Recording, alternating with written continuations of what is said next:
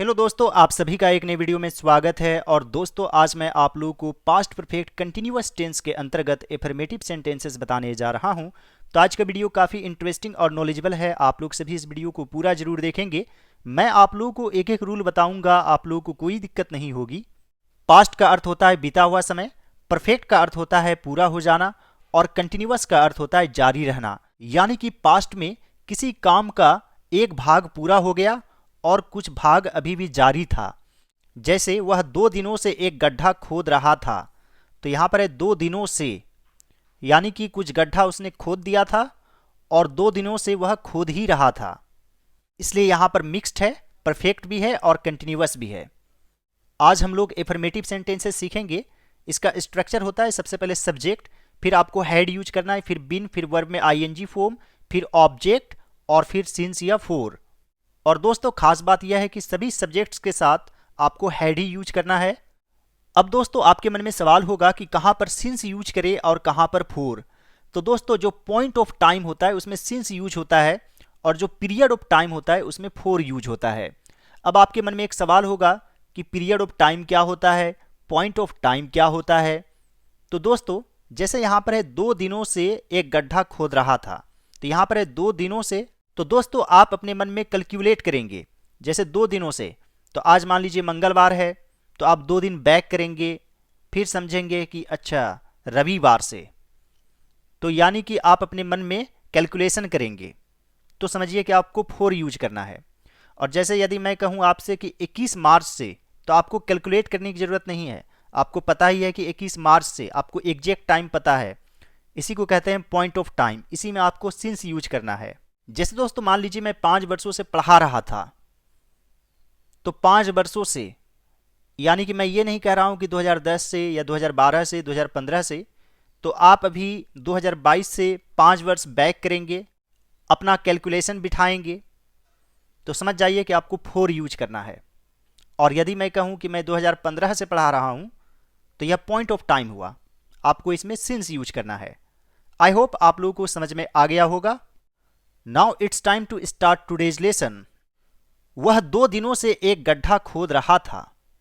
तो गड्ढा खोदना, आप डिग अ पिट का यूज कर सकते हैं। डिग मिस होता है खोदना, तो यहां पर हो जाएगा डिगिंग। तो सबसे पहले सब्जेक्ट लिखेंगे ही, इसके बाद had been. He had been digging a pit, ये ऑब्जेक्ट हो गया। इसके बाद सिंस या फोर, तो यहां पर है 2 दिनों से, यानी कि 4 2 days। He had been digging a pit for 2 days। मैं 21 मार्च से एक पुस्तक लिख रहा था, तो यहां पर लिखेंगे I had been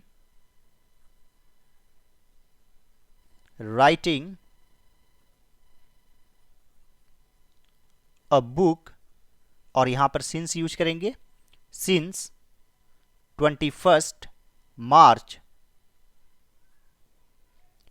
I had been writing a book since 21 March. हम लोग सुबह से कैरम खेल रहे थे, तो यहां पर लिखेंगे we had been playing carrom. सुबह से, यहां पर सिंस यूज करेंगे। Since morning, we had been playing carrom since morning. मेरे चाचा 10 वर्षों से पढ़ा रहे थे, तो यहां पर लिखेंगे my uncle had been teaching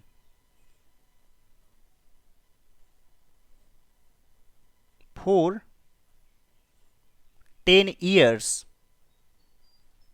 my uncle had been teaching for 10 years। वह 1 सप्ताह से बीमार रहा था, तो यहां पर लिखेंगे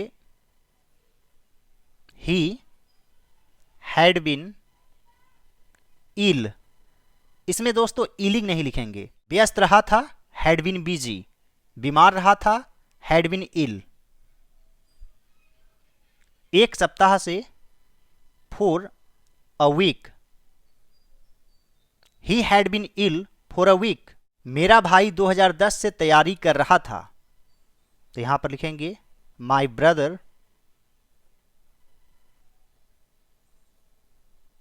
हैड बीन प्रिपेयरिंग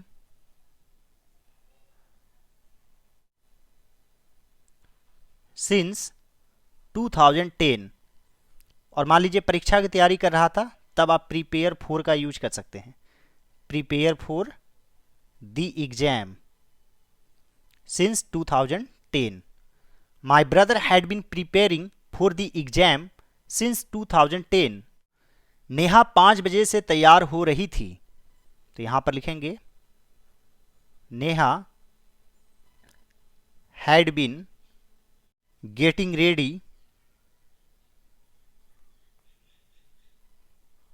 5 बजे से since 5 o'clock। Neha had been getting ready since 5 o'clock। Rahul 2 घंटे से पार्क में टहल रहा था, तो यहां पर लिखेंगे Rahul had been walking in the park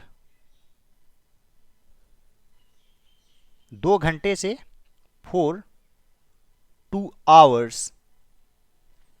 Rahul had been walking in the park for 2 hours। मैं 1 घंटे से एक निबंध लिख रहा था। I had been writing an essay for an hour। I had been writing an essay for an hour। वह उससे 1 घंटे से बातें कर रही थी। She had been talking to him 1 घंटे से for an hour। She had been talking to him for an hour। मैं 1 सप्ताह से व्यस्त था। I had been busy for a week. I had been busy for a week. वे लोग 2 घंटे से तुम्हारा इंतजार कर रहे थे। They had been waiting for you 2 घंटे से फॉर 2 hours। यहां पर वेट फॉर अलग से हुआ है, यानी किसी का इंतजार करना, वेट फॉर यू, और फॉर यहां पर अलग से यूज हुआ है 2 घंटे के लिए, for 2 hours। They had been waiting for you for 2 hours। वह सुबह से टीवी पर मैच देख रहा था। He had been watching the match on TV सुबह से since morning. He had been watching the match on TV since morning. वह 1 घंटे से खाना बना रहा था। He had been cooking for an hour। He had been cooking for an hour। और दोस्तों आप लोगों के लिए एक सवाल है, मैं 4 बजे से तुम्हारा इंतजार कर रहा था, तो आप लोग अपना आंसर कमेंट बॉक्स में जरूर लिखिएगा।